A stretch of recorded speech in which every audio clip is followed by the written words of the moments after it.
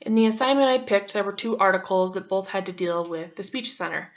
The first article was a case study about a middle-aged man who had issues, started developing issues speaking. He couldn't talk. He seemed like he could understand things, but he just no longer could produce the sounds. He had a history of epileptic seizures, but other than that, he was pretty healthy. Even when he couldn't speak, that was all he couldn't do. He was pretty healthy. He could chew, he could walk, he could do whatever. He eventually started going to a facility for help because he couldn't speak. But, they called him Tan because Tan was all that he could say, was one syllable he could say, but he could do everything else fine.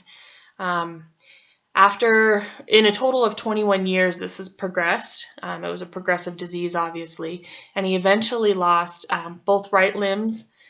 His left limbs became weak, but he could still move them, and he still had sensation all over, but his sensation in his left limbs were stronger, and then in his right, the sensation had decreased.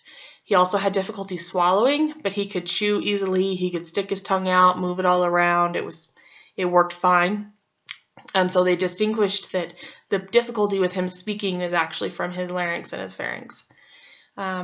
His face was normal, except for when he tried to whistle. There was a weak side. His left side was a little weak. They noticed that the cheek didn't inflate as much as the right side.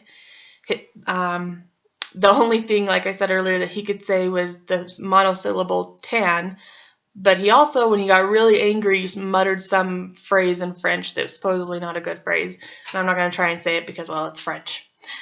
He had very good hearing, no problems with his hearing, but he did start to develop some problems with his vision. However, his right eye became a little worse than his left eye, but he could still see. He could read the time on a clock, all of that. Sometimes he answered questions correctly, and sometimes he didn't. He could count, he could say how long he's had these symptoms, things like that. But then when he was asked if he had children, he said he did, and he actually did not. So they felt that he was intelligent and that he had mental capacities, but there were some things that were still a little off mentally. He wasn't 100% mentally. Obviously, like I said before, this was a progressive disease. It very, very slowly got worse. It took 21 years to get to the point where he couldn't move his limbs, and he was mainly just had to lay there then.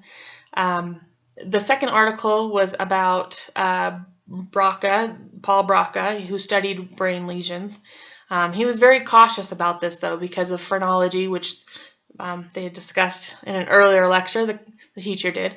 And he didn't want to be looped in with those guys because he wouldn't get any credit.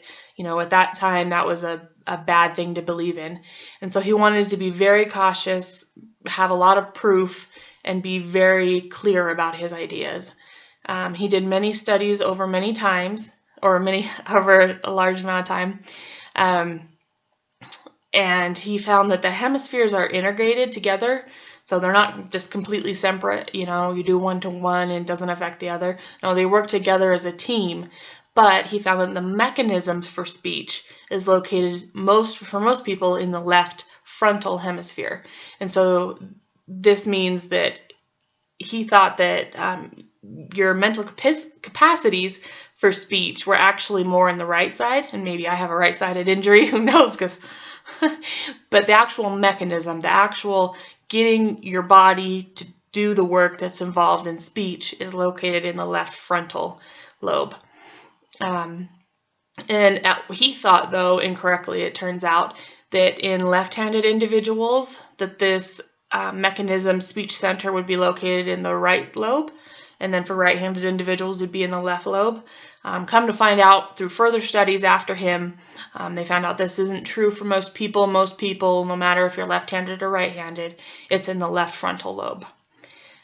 This applies to daily life because we speak daily. We attempt to speak daily. We try and record things for class daily.